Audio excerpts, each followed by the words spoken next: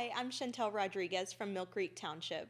And I'm Jessica Stutzman. Welcome to the Millcreek Government Channel. We're so honored to welcome Adam Bratton, Executive Director of the Nonprofit Partnership, to share how they're strengthening nonprofits and empowering changemakers across our community. Adam, thank you so much for coming today and being with us and speaking everything nonprofit-wise. Yeah, thank you for having me. Yeah, and can you tell us what the Nonprofit Partnership is and how you support nonprofits in our region? Sure. We are a member-based association of nonprofits. We have about 500 nonprofits within the northwestern Pennsylvania region that we serve. We've been around. We started as a program of the Erie Community Foundation back in 2001, became our own separate nonprofit in 2006. We still partner with the foundation on a number of things, but have been serving nonprofits in the nonprofit sector since that time. We focus in on the people of the sector. The nonprofit sector really is made up of people, and our goal is to help them do a better job with the good work that they do. So we have a lot of workshops, trainings, networking and relationship building that happens within the sector. We provide a lot of resources and tools to our nonprofit partners. You know, we always say that, you know, if they have a problem, if there's an issue, come to us first, because hopefully we have the answer or can help them with their challenges. If we can't, we try to find those who can. So it's been a great ride. I've been there probably, I think, 9 years now, and we've really grown it into a powerful kind of capacity building agent for our nonprofit sector. Yeah. Do you think that, and I know each nonprofit is different, but do they have similar challenges? And then how do you help them overcome those challenges?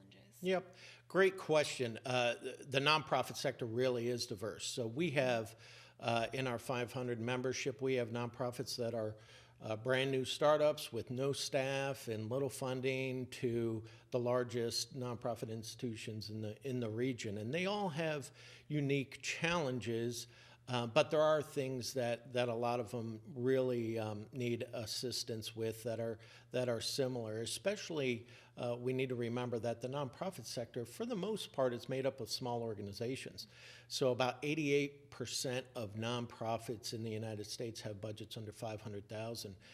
And so we really, our focus often is on that kind of cohort of nonprofits because they need the most help. They don't have the internal resources or the funding to invest in kind of external assistance to get them to where they need. So a lot of challenges around governance. Good governance is key to a healthy nonprofit. A lot of challenges around funding and fundraising, so we spend a lot of time in that realm. And also kind of awareness, marketing, communications. Those seem to be the things that they need the most assistance with, but we really try to provide them with all the tools that they need to do their work better. Mm-hmm. Yeah, and I think the nonprofit partnership is really the main thing that I tell people to go look at your resources, especially when they ask for help on, you know, marketing or social media, or even how to advance their donorship. And really, I push them all towards you because, I mean, you have everything listed as far as resources and really the collaboration that you have with the people. It's an amazing resource. Right, and that's, you know, that's what we tell our folks is that we do have access to a lot of resources that smaller organizations in particular, but even some of the larger ones don't have access to. And we have a lot of experience and expertise within our network that we can provide to our nonprofits. And we really don't want them struggling to try to figure out something that most likely we've had assist other organizations in dealing with. And so that's kind of, again, our impetus with our nonprofit partners is ask us for help regardless of what it is. It doesn't mean that we know everything or we can solve all your problems, but at least we can provide some advice on where to go. Yeah, and push them into the right direction. Right. Yeah, and what are some ways that nonprofits collaborate with local governments to address any community needs? Right. Well, historically, even before the founding of our country, the nonprofit sector existed, and it continues to exist as one of those elements that provides kind of that social safety net in our communities. And so there's always been a lot of intersection between government and the nonprofit sector. And in many cases, lack of a better term, the government outsources a lot of those kind of social safety net programs to the nonprofit sector. So if you have a stray animal picked up in your community, it's likely brought to a nonprofit shelter. If there's somebody dealing with mental health challenges in the community, they're likely getting service at a nonprofit sector. If there's folks going through health challenges, they're sent to one of our nonprofit hospitals in our region. And so there's always this kind of intersection between local government, state, federal government, and the nonprofit sector. And we are their partner in really providing that direct service to the communities. And you know, they're there to kind of coordinate that, to collect the taxes and pay for a lot of those resources. But the nonprofit sector is often the boots on the ground that make it happen. And that is so true. I can think of, and you were just speaking of that, so I was just thinking in my mind, you know, where we've partnered with local nonprofits, and my department partners with Asbury Woods, Sure. so that we can more minds are better than one, and so we can reach a larger audience. And we might be strong in one skill set, they're strong in another skill set, and together we put on a really great composting and rain barrel workshop, Right. where we sell out, and I'm very proud of it, and I'm very proud of that partnership. But yeah, we couldn't do it alone, and they couldn't do it alone, and the partnerships just make sense. Yeah. Yeah, and they've, like I said, it's existed throughout the life of our country, and it's somewhat of a unique American thing. Much of what happens in other developed countries is direct service provided by government. And in the nonprofit sector, it's more of this collaboration between the nonprofit sector and the government to serve the constituencies and the citizenry of the region and the country. So true. And so for Millcreek residents who want to give back, what are some simple ways that they can help support local nonprofits? Sure, two main ways. One is volunteer. Our nonprofits, like I said, often are smaller organizations, really reliant on volunteers to do the work of the organization. So if you're inclined to kind of roll up your sleeves and get involved in the work of a nonprofit in an area that you're passionate about, like I said, it might be animal welfare, maybe it's children's programs, maybe it's the environment and that sort of thing. There's nonprofits throughout the region that serve all those missions, and find what you're passionate about, call up a nonprofit, ask to help, and we're always looking for assistance. The other area is obviously financially. The nonprofit sector relies heavily on the charitable contributions of those in the community. It is desperately needed. Our organizations often function on a very shoestring budget, not a lot of room for waste or inefficiency, and the more resources we're able to collect for the good work that they do, the better. And those resources come from the citizens. And Erie, the Erie area really has demonstrated a lot of generosity to our nonprofit sector. We have very strong partnerships with our donors and our nonprofits. Erie Gives every year is one of it's almost a miracle how much money and how many donors contribute to our nonprofits in the region. We compete with the largest cities in the country as far as how much money is raised and how many donors we have contributing to that. So That's really important to the health of the nonprofits in our region. And I think one thing that Chantel and I have learned through doing the Millcreek Government Channel interviews, because we do interview a lot of nonprofit organizations, when we do talk about their fundraisers or their events, I don't think we've run across a situation yet where they didn't say that the funding that was provided didn't stay local. Right, right. And a majority of our nonprofits, almost all are local, and they serve people in the region. And even national groups, American Cancer Society, have chapters and groups in our region that serve the people of the region. Yeah, and I know we were speaking on Erie Gives Day, but can you tell us a little bit about Celebrate Nonprofit Week and why it's important for the community? Sure.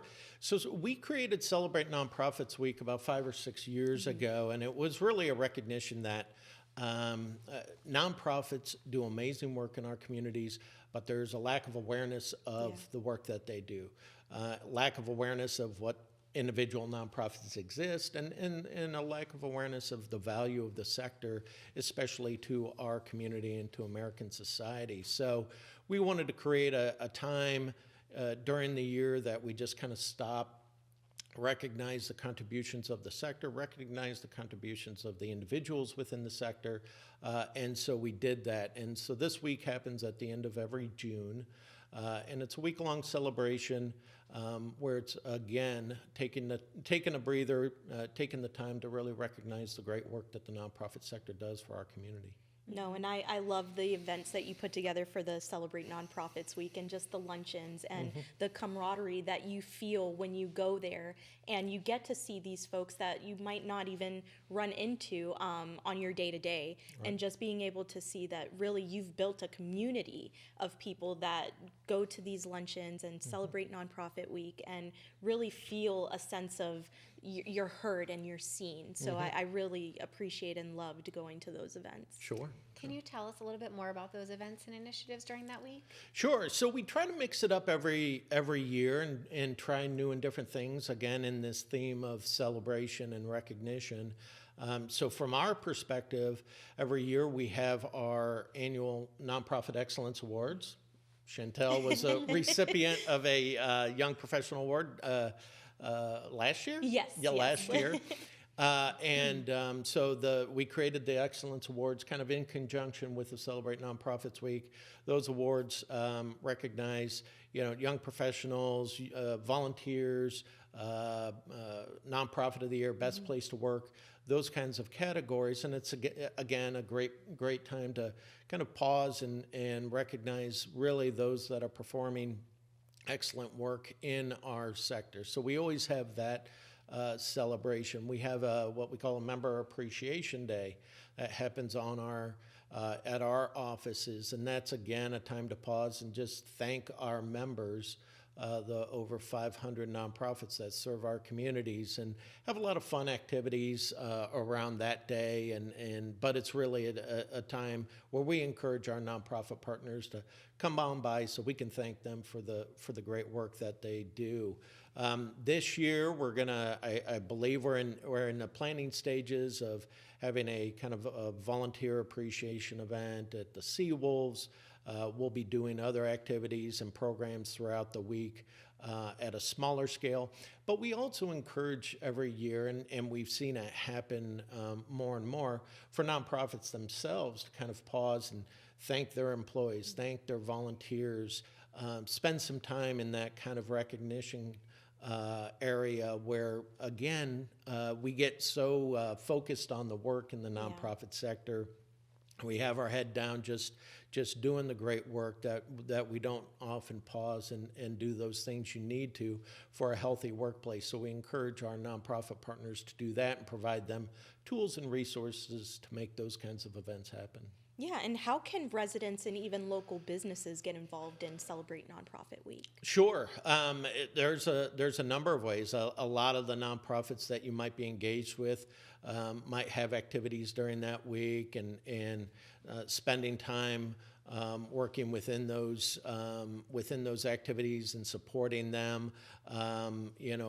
Businesses either supporting our Member Appreciation Day through sponsorships or in-kind donations, supporting the nonprofits that they work with or that they have relationships with, financial support, again, a demonstration of the value and importance of the work that they do, providing that kind of support during the week, and just, stopping by and saying thank you to the people that work within the nonprofit sector. We don't get that enough, and again, it's really to nobody's fault. We're doing the work. We don't promote a lot of the work that we do, but if you get that thank you from the average resident, that goes a long way in building that morale within those nonprofits. And I'm thinking with 500 nonprofits in our area, and in Erie, a small, big town or a big, small town, however you want to put it, but, with 500 nonprofits, I'm sure it's touched and impacted so many lives here in Erie, which is why there is such a wonderful turnout for Erie Gives Day, and so I think that's fantastic. And I was just thinking, what an impact all the nonprofits have had on us as a community as a whole. Yeah, and it's something that we like to talk about. And again, the nonprofit sector is sort of unheralded in their work, and that's for no other reason than they're just busy doing their good work. But they're again, just look around and and all the services that you take advantage of, that your family does, that your children's do take advantage of. A lot of that is provided by the nonprofit sector, and folks might not just realize it. They might think it's a governmental agency or just they don't really consider the importance of the nonprofits in our community and how often we individually take advantage of them. Mm-hmm. And I do have a quick question for you here before show comes to a close, but the Nonprofit Partnership is launching a new nonprofit capacity assessment tool. Can you share what that is and why you're introducing it? Yeah, so this is going to be a great tool for our nonprofit sector. A number of years ago, we were looking around for a tool that we could provide our nonprofits so that they could assess their organizational health and better understand where they need to focus some energies to make their work better and stronger.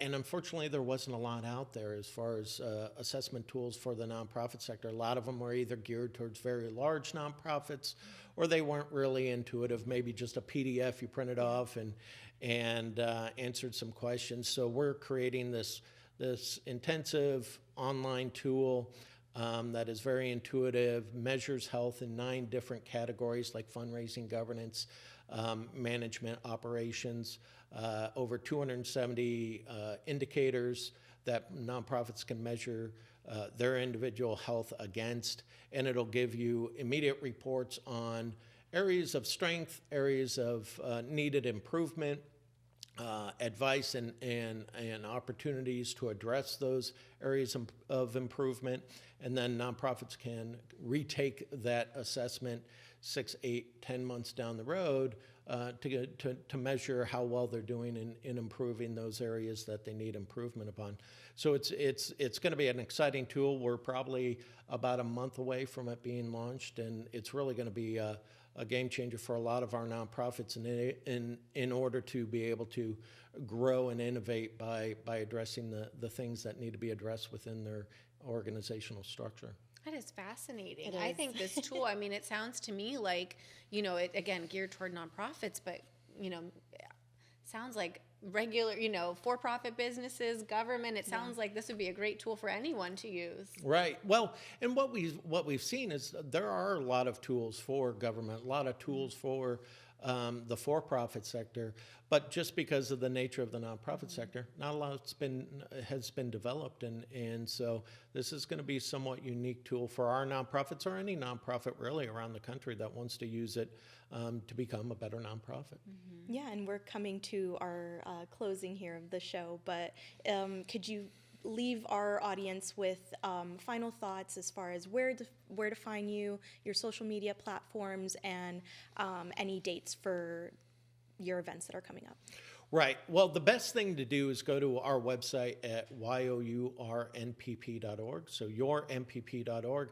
We have a number of events. So we have workshops and trainings and that sort of thing on a weekly basis. And going to that website, discovering all the dates for our upcoming programs, whether it's our Celebrate Nonprofits Week or our conference in October, or more information about Erie Gives. We do a lot of work to support that. All that can be found on our website as well as on our social media on Facebook and LinkedIn, Instagram.